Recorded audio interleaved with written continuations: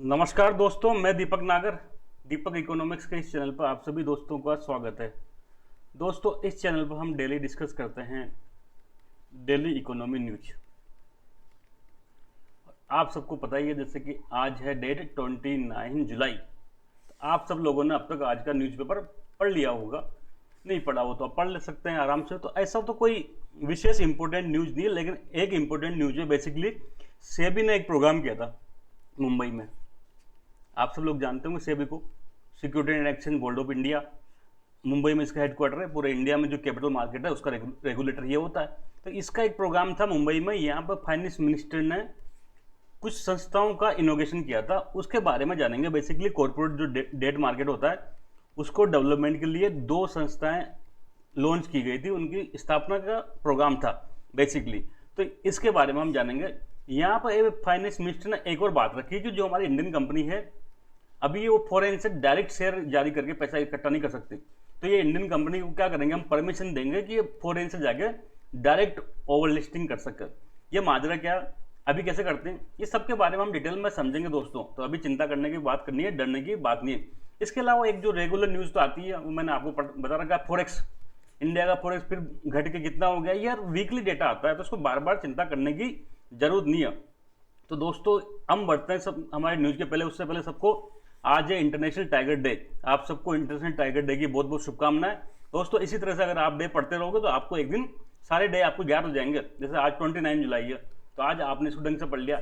एक साथ बुक में सोचे हम मंथ वाइज कि सारे डे एक दिन में रट लें, तो ऐसा कभी संभव नहीं है। जैसे जैसे आते रहते हैं वैसे वैसे उसको लिंक करते रहो, तो आपको धीरे धीरे सारे जो डे है वो मेमोराइज हो जाएंगे। तो हम बढ़ते हैं हमारी फर्स्ट न्यूज़। आप देख सकते हैं इंडिया का जो फॉरेक्स रिजर्व है, विदेशी मुद्रा भंडार कहते हैं इसको, फॉरेक्स रिजर्व। विदेशी जो मुद्रा है उसका भंडार होता है, और देश में उसका जो सेंट्रल बैंक होता है इंडिया में है, रिजर्व बैंक ऑफ इंडिया, उसको मेंटेन करता है और हर वीकली डेटा जारी करता है। तो हर सप्ताह इसकी न्यूज आती है। मैंने 2-3 बार इसको डिटेल में पढ़ा रखा है, इसलिए आज इस पर ज़्यादा हम नहीं बढ़ेंगे। लेकिन ये कह रहा है कि भाई कुछ फॉल होकर $607 बिलियन पे गया। कभी ये बढ़ता है, इस वीक में बढ़ गया, कभी घट गया, चलता रहता है।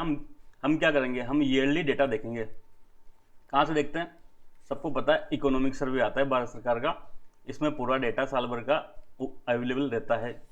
ये जब आएगा फरवरी 2024 में आएगा दोस्तों, तब हम इसको डिटेल में स्टडी करेंगे। तो ये मैंने इसको एक छोटा सा आपको न्यूज़ के रूप में रख दिया।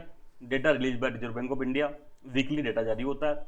जो ये अभी लेटेस्ट डेटा आया, बेसिकली जो वीक एंड हुआ था ना 21 जुलाई को, उसका डेटा है।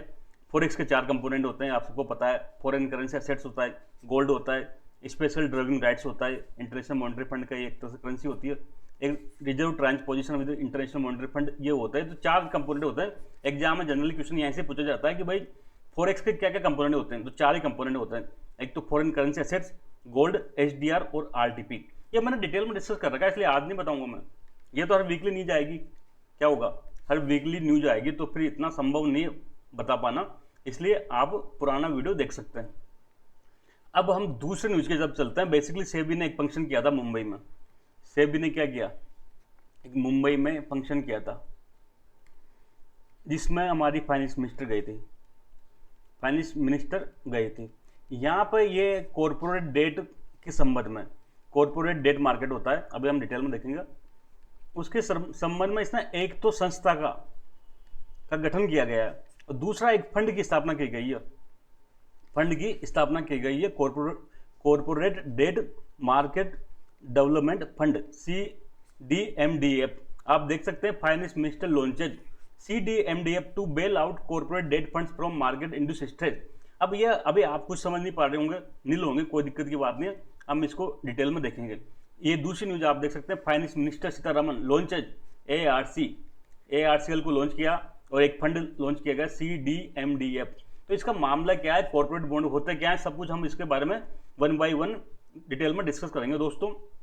तो सबसे पहले तो मैंने आपको कई बार बता रखा है, सब्जी मंडी में सब्जी मिलती है, कपड़ा बाजार में कपड़ा मिलता है। ऐसे अगर किसी को पैसा चाहिए बिजनेस शुरू करने के लिए या बिजनेस बढ़ाने के लिए, तो वो कहाँ जाएगा, वो फाइनेंशियल मार्केट में जाएगा, वित्तीय बाजार। यहाँ पर वित्त मिलता है, पैसा मिलता है, पैसा यहाँ जाके आप ले सकते हो और अपना बिजनेस शुरू कर सकते हो। ये 2 प्रकार के होते हैं।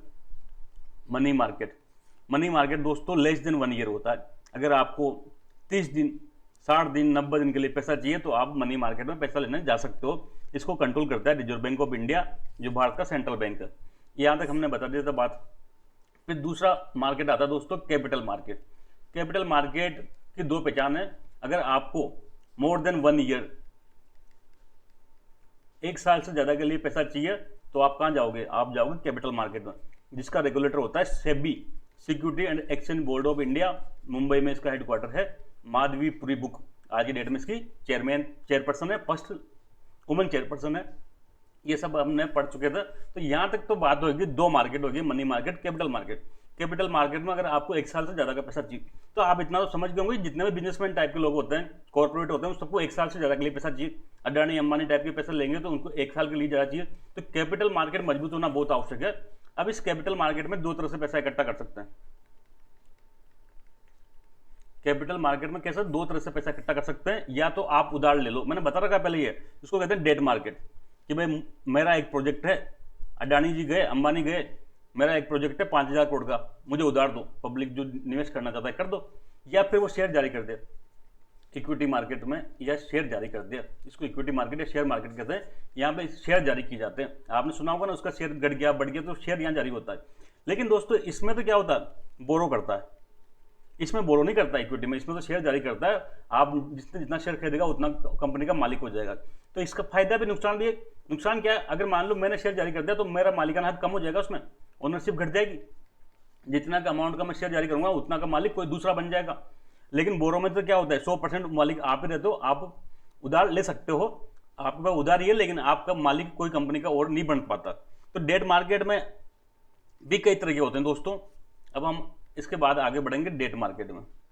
डेट मार्केट मतलब इसमें पैसा उधार लिया जाता है, या इसको बॉन्ड मार्केट भी कह सकते हैं। बेसिकली इसमें कई इंस्ट्रूमेंट जारी किए जाते हैं, जैसे बॉन्ड जारी कर सकता है, या डिबेंचर जारी किए जा सकते हैं। कुछ नहीं है, डिबेंचर बॉन्ड कुछ भी नहीं है, एक तरह का इंस्ट्रूमेंट है जिससे जो जारी करके बाजार से पैसा इकट्ठा उधार ले सकते हैं। अभी बॉन्ड कई प्रकार के होते हैं जैसे दोस्तों, एक तो गवर्नमेंट बॉन्ड हो सकता है जिसको हम कहते हैं सोवरिन बॉन्ड। इसकी बात हम नहीं कर रहे, आज हम बात करेंगे जो बिजनेसमैन लॉन्च करते हैं ना, उसको कहते हैं कॉर्पोरेट बॉन्ड। इसके नाम से क्या स्पष्ट है, एक तो ये बॉन्ड है, मतलब उधार ले रहा है, कौन ले रहा है, कॉर्पोरेट मतलब बड़े बिजनेसमैन। तो जो बिग बिजनेसमैन होते हैं ना, बिग बिजनेसमैन जब पैसा बोरो करते हैं कैपिटल मार्केट से तो उसको क्या कहते हैं, उसको कॉर्पोरेट बॉन्ड मार्केट कहते हैं, या कॉर्पोरेट बॉन्ड कहते हैं। जो सिक्योरिटी जारी करते हैं वो मार्केट को कहते हैं कॉर्पोरेट बॉन्ड मार्केट। अब फिर आप कंफ्यूज हो रहे होंगे तो हम दोबारा बताएंगे। फाइनेंशियल मार्केट में हम चल रहे थे, सपोज करो ये अडानी है, अडानी को पैसा चाहिए 10,000 करोड़ रुपए, ठीक है, कोई प्लांट लगाना बड़ा, तो इसको 1 साल से कम के लिए तो चाहिए नहीं, प्लांट तो लंबा टाइम के लिए चाहिए पैसा, तो ये जाएगा कैपिटल मार्केट में, ठीक है। कैपिटल मार्केट में अब इसके पास 2 तरीके हैं, या तो ये उधार ले ले, डेट में चल जाए, या फिर कहाँ जाए, या फिर इक्विटी में चल जाए, वहाँ शेयर जारी कर दे। लेकिन अडानी जी शेयर जारी नहीं करना चाहते, उसको पता है कि शेयर जारी करते हैं कंपनी में मेरी ओनरशिप कम हो जाएगी, नए लोग उसके मालिक बनेंगे, कुछ ना कुछ परसेंटेज का, जितना जिसका शेयर होता है वो उतना परसेंटेज का मालिक होता है। तो ये गए डेट मार्केट में। डेट मार्केट में यहाँ जाएंगे तो ये बेसिकली ये तो कोई गवर्नमेंट तो है नहीं, तो ये कॉर्पोरेट डेट मार्केट में जाएंगे, कॉर्पोरेट डेट मार्केट में जाएंगे, और वहाँ पर कॉर्पोरेट डेट करके, या कॉर्पोरेट इसको बॉन्ड भी कह देंगे, कॉर्पोरेट बॉन्ड जारी करेंगे अपनी सिक्योरिटी, और पैसा इकट्ठा उधार ले सकते हैं। समझ के बाद यहाँ तक। तो कॉर्पोरेट बॉन्ड मार्केट मजबूत होना चाहिए। अब मैं और कहानी सुनाता हूँ। ये अडानी केवल कॉर्पोरेट जो बॉन्ड मार्केट में जाके उधार ले ऐसा नहीं है जरूरी। इसके पास क्या क्या विकल्प है पैसे करने की, 10,000 करोड़ रुपए इसको बिजनेस में चाहिए, या तो ये इक्विटी जारी कर दे, ठीक है, तो झंझट खत्म है, शेयर जारी कर देगा, जिसको खरीदना खरीद लेगा, पैसा जाएगा। लेकिन फिर वही मैंने बात बताई, ओनरशिप कम होगी इसकी। दूसरा ये उधार ले ले। अब देखो उधार ये 2 जगह से ले सकता है, आज की डेट में 2 जगह से बिजनेसमैन उधार ले सकते हैं। या तो मैंने अभी मार्केट बताया, कॉर्पोरेट बॉन्ड जारी कर दे, अपने बॉन्ड जारी करे और वहां से पैसा उधार ले लिया, जो निवेश करना चाहता है कर देगा, या फिर ये बैंक के पास चल जाएगा। लेकिन दोस्तों बैंक के पास जाने में क्या होता है, अगर इनका बड़े जो कॉर्पोरेट का जो डूबने का संभावना होती है, इससे क्या हो जाएंगे, एनपीए बहुत ज्यादा बढ़ जाता है। तो इसलिए गवर्नमेंट क्या चाहती है, भारत में गवर्नमेंट चाहती है कि जो बड़े बड़े बिजनेसमैन है ना, ये पैसे उधार के लिए बैंक के पास ना जाए, बैंक के पास ना जाए। कहाँ जाए, ये बैंक के पास न जाए, इसके बजाय कहाँ जाए, कॉर्पोरेट बॉन्ड मार्केट में जाए। तो कॉर्पोरेट बॉन्ड मार्केट में जाए तो इसका स्ट्रॉन्ग होना जरूरी है। भाई यहाँ पे पैसा ही नहीं मिल रहा, अडानी जी अपना कॉर्पोरेट बॉन्ड जारी कर रहा है लेकिन वहाँ पैसा ही नहीं बिक रहा, पैसा मिल ही नहीं रहा, कोई खरीद नहीं रहा उसको कॉर्पोरेट बॉन्ड को। तो जब तक ये कॉर्पोरेट बॉन्ड स्ट्रॉन्ग नहीं होगा तब तक बिजनेसमैन को अच्छा पैसा नहीं मिल पाएगा। दोस्तों जितने भी डेवलप कंट्री है, अमेरिका, यूरोप, वहाँ पर कॉर्पोरेट जो बॉन्ड मार्केट होता है बहुत मजबूत होता है, बहुत स्ट्रॉन्ग होता है, काफी ज्यादा वहाँ पैसे लगाने को तैयार होते हैं निवेशक, तो आराम से वहाँ इजिली पैसा मिल जाता है। लेकिन इंडिया में अभी तक इस कॉर्पोरेट बॉन्ड में इतना ध्यान नहीं दिया गवर्नमेंट ने, इसलिए इतना स्ट्रॉन्ग नहीं है, मतलब एक तरह से यहाँ पैसा नहीं मिल पाता। तो इसलिए गवर्नमेंट धीरे धीरे क्या कर रही है कि कॉर्पोरेट बॉन्ड को स्ट्रॉन्ग करने, जो कॉर्पोरेट बॉन्ड मार्केट है इसको स्ट्रॉन्ग करने का प्रयास कर रही है। देखो दोस्तों ये मार्केट की बात है, थोड़ा सा जटिल तो होगा ही होगा, आप लोगों को लग रहा होगा, लेकिन इसको समझना पड़ेगा क्योंकि एग्जाम में ये पूछा जा सकता है। तो ये गवर्नमेंट क्या चाहती है, कॉर्पोरेट जो बॉन्ड मार्केट है वो स्ट्रॉन्ग हो, ताकि फिर पैसा कहाँ लेना नहीं जाए, बैंक्स पर डिपेंडेंट नहीं रहे ये बड़े बिजनेसमैन। तो यही पूरी कहानी थी। इसी को मजबूत करने के लिए कल एक संस्था और एक फंड की स्थापना की गई है, उसके बारे में भी हम देखेंगे।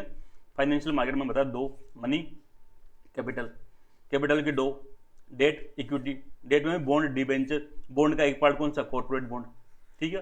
प्राइमरी सेकंड जब पहली बार जारी करते हैं और जब पुराने को दूसरी बार खरीदते हैं तो उसको सेकेंडरी मार्केट कहते हैं, ऐसे कोई खास बात नहीं है, जब डिटेल में बताएंगे कभी। तो एक कॉर्पोरेट बॉन्ड मार्केट को गवर्नमेंट स्ट्रॉन्ग करना चाह रही है ताकि कहाँ से नहीं जाए पैसा लेने, बैंक के पास नहीं जाइए, बैंक पे दबाव नहीं पड़े। बैंक तो क्या होता है, अगर कभी पैसा डूब जाएगा, प्रोजेक्ट फेल हो गया तो बैंक का एनपीए बहुत बढ़ जाएगा।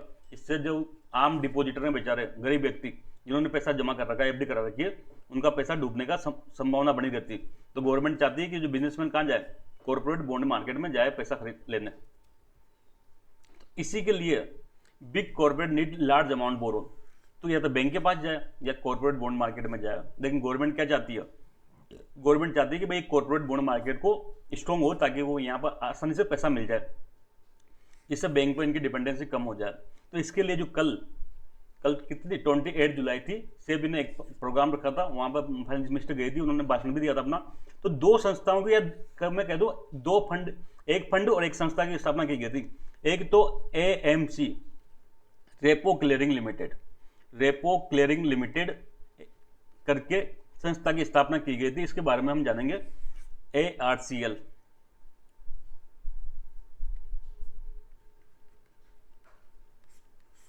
ये बेसिकली सेंट्रल काउंटर पार्टी है, सेंट्रल काउंटर पार्टी है एक तरह से, CCP। आप CCP को नहीं जानते हो, मैं बताता हूं इसको, एक मिनट देखो। सपोज करो ये बॉन्ड मार्केट है, ये सबसे पहले तो अडानी है, इसने अपना बॉन्ड जारी किया, ठीक है, ये ए ने खरीद लिया, इसको कहते हैं प्राइमरी मार्केट। जब पहली बार बॉन्ड या शेयर बिकता है तो उसको प्राइमरी मार्केट कहते हैं। इसके बाद फिर ये आपस में लेन देन करते हैं, बी करता है लेन देन सी से, या सी बी से करता लेता है लेन देन। जैसे शेयर मार्केट में हम शेयर नहीं खरीदते गए, तो शेयर कोई कंपनी थोड़ी बेच रही, कंपनी तो फर्स्ट बार जारी करती है, उसके बाद फिर आपस में लोग बात खरीदते रहते हैं, इसको कहते हैं सेकेंडरी मार्केट।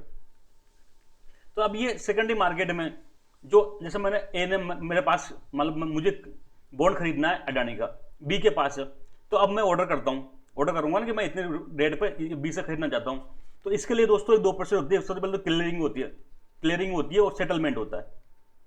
ये क्लियरिंग और सेटलमेंट के लिए कई सारी संस्थाएं काम करती है, उसको CCP कहते हैं, सेंट्रल काउंटर पार्टी कहते हैं। जैसे अगर आपने शेयर मार्केट में कभी नाम सुना हो तो clearing corporation of India limited, CCIL, वो भी बेसिकली क्या है, एक CCP है। इसका काम क्या होता है, जैसे मैंने ए ने ऑर्डर किया बी को, तो सबसे पहले ये जो CCP है ये चेक करेगा कि क्या एक ही खाते में बॉन्ड है, कि क्या एक ही खाते में पैसा है, क्या बी के खाते में बॉन्ड है, ऐसे चेक करेगा कि जो ऑर्डर दिए वो सही है। ये मान लो खरीदने का ऑर्डर दे रहा है तो उसके खाते में पैसा होना चाहिए, और बी से को ऑर्डर दे रहा है या वहां ऑर्डर दे रहा है तो उसके खाते में क्या होना चाहिए, बॉन्ड होना चाहिए। तो ऐसे ये चेक करेगा, इस चेक करने को कहते हैं क्लियरिंग, ठीक है। चेक कर लिया, चेक में सब सही पाएगा, ठीक है, तो फिर पैसे का सेटलमेंट होगा, एक के खाते में पैसा कटेगा, दूसरे खाते में जाएगा, तो ये जो पैसा डेबिट होता है उसको कहते हैं सेटलमेंट।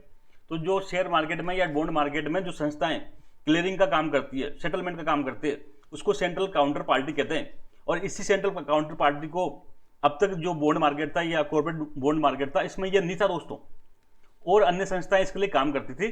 तो इसको स्ट्रॉन्ग बनाने के लिए क्या किया, अलग से ये ARCL की स्थापना कर दी, ताकि ये डेडिकेटेड रूप से कॉर्पोरेट जो बॉन्ड मार्केट है उसमें काम कर सके, अन्य संस्थाओं पर निर्भर न रह सके। तो ये ARCL की बात थी, इतनी इंपॉर्टेंट नहीं है। लेकिन दोस्तों दूसरी चीज इंपॉर्टेंट है, corporate date market development fund, CDMDF, corporate date market development fund. अब बात क्या हुई थी ना, बात हुई थी, सपोज करो ये अडानी जी आया, ये अंबानी है, और कई सारे बिजनेसमैन हो सकते हैं, 3 4 बिजनेसमैन हो सकते हैं। अब मान लो कोई बाजार में स्थिति खराब है, मार्केट में मान लो सुबह मंदी चल रही है, मंदी की स्थिति है। अब इन्होंने क्या किया, अपना अपना कॉर्पोरेट बॉन्ड मार्केट में बॉन्ड लॉन्च कर दिया। ठीक है, ये मार्केट में आया, अब बॉन्ड लॉन्च कर दिया। अब बॉन्ड तो लॉन्च कर दिया, लेकिन कोई इसमें पैसा लगाने को तैयार ही नहीं है। इन्वेस्टर पैसा नहीं लगा रहे, क्यों? मार्केट की स्थिति खराब है। तो ऐसी स्थिति में फिर ये मार्केट फेल हो जाएगा। फिर तो क्या करेंगे लोग बाग, चलो बैंक के पास चलो वहीं उधार वहीं लेते हैं, वहां तो पैसा मिल जाता है, यहाँ बॉन्ड मार्केट में तो पैसा मिल ही नहीं रहा हमको। तो ऐसी स्थिति में गवर्नमेंट ने क्या किया है, ये CDMDF करके एक फंड की स्थापना करी है। ऐसी जब स्टेज की स्थिति हो, कॉर्पोरेट डेट मार्केट में कोई पैसा नहीं मिल रहा, तो ये फंड क्या करेगा, यहां निवेश करेगा, ताकि इनको आसानी से इनको जो उधार लेना चाह रहे हैं उनको पैसा मिल जाए। 2 मिनट के लिए क्या समझे आप, कॉर्पोरेट डेट जो है बेसिकली बॉन्ड मार्केट में अगर कई कंपनियां बॉन्ड लॉन्च कर रही है, सामान्य स्थिति में उनको निवेशक मिल जाते हैं पैसा लगाने वाले, लेकिन कई बार मार्केट की स्थिति सही नहीं होती, मार्केट के अगेंस्ट भावनाएं होती कि अभी क्या हो रहा है, मार्केट सही नहीं चल रहा, अभी पैसा मत लगाओ मार्केट में। तो ऐसी स्थिति में इन कंपनियों को बॉन्ड कैसे बिकेंगे? तो इसके लिए गवर्नमेंट ने अलग से फंड बना दिया, जो ये बॉन्ड क्या करेगा, जो ये फंड क्या करेगा, ये ऐसी स्थिति में इन बॉन्ड में निवेश करेगा। समझे बात को?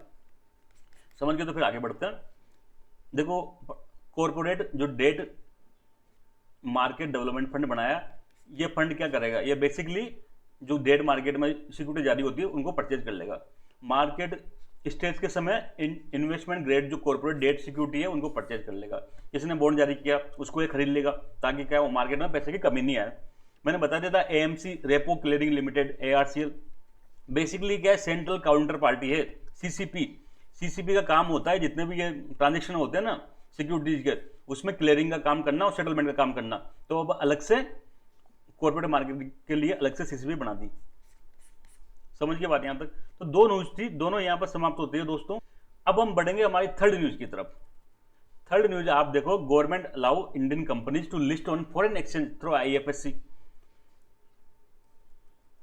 एक ये मिंट की न्यूज देख सकते हैं, Indian company will soon be allowed to directly list their share overseas. तो आप क्या समझे, हम समझे इस बात से कि अभी भारत की जो कंपनियां हैं फॉरेन में लिस्टिंग नहीं कर सकती, तो उनको परमिशन देने जा रही है गवर्नमेंट। पूरी कहानी सुनेंगे आप, बस बनी रहिए। ये इंडिया की कंपनी है इन्फोसिस, ठीक है। अब इसको लगता है कि यार मैं शेयर जारी करके अमेरिका में करूं, ठीक है, ये अमेरिका है, मैं यहाँ पे शेयर, यहाँ पर एक स्टॉक एक्सचेंज है, जैसे इंडिया में है कौन सा है, बॉम्बे स्टॉक एक्सचेंज, ऐसे ही यहाँ पे न्यूयॉर्क स्टॉक एक्सचेंज है, NYSE। तो इसको चाहिए, ये इन्फोसिस सोच रहा है कि मैं विदेश से पैसा लूं, तो मैं अपना शेयर जारी करूं और फॉरेन से पैसा लूं, इंडिया में नहीं। बॉम्बे स्टॉक एक्सचेंज में पैसा इकट्ठा नहीं करना चाहता, मैं तो चाहता हूं कि फॉरेन में, अमेरिका में जाके वहां से पैसा इकट्ठा करूं, यहाँ पे शेयर जारी करूं ये न्यूयॉर्क स्टॉक एक्सचेंज में, और ये अमेरिका के जो निवेशक हैं, बड़ी बड़ी फर्म है, वो मेरे शेयर खरीद ले और मेरे पास पैसा आ जाए। तो दोस्तों ऐसा सिस्टम वर्तमान में अलाउड नहीं है, इसको कहते हैं डायरेक्ट लिस्टिंग। डायरेक्ट लिस्टिंग कहते हैं कि कोई भी इंडियन कंपनी सीधा शेयर, अपना शेयर प्रिंट किया और वहाँ अमेरिका में न्यूयॉर्क स्टॉक एक्सचेंज में जारी किया, और वहाँ पर क्या उसको लिस्ट कर दिया। लिस्ट करना मतलब जारी करना शेयर को, तो और अमेरिका के जो निवेशक है उन्होंने खरीद लिया और मेरे पास पैसा आ गया, मेरा काम हो गया, और अमेरिका में वो ट्रेडिंग चलती रहेगी इस पर, न्यूयॉर्क स्टॉक एक्सचेंज पर। तो वर्तमान में ये सिस्टम बैन है, आप डायरेक्टली लिस्टिंग नहीं कर सकते, तो फिर इनडायरेक्टली करते होंगे, कैसे करते हो भी देखते हैं। सपोज करो ये हमारा भारत मान है, यहाँ की कंपनी है US, ये इन्फोसिस कंपनी है, ठीक है। अब इसको फॉरेन से पैसा इकट्ठा करना है, यूरोप, यहाँ से सपोज करो USA से, ठीक है। अब ये डायरेक्टली शेयर मार्केट में लिस्ट नहीं कर सकती, तो इसका इनडायरेक्टली तरीका होता है ADR और GDR का।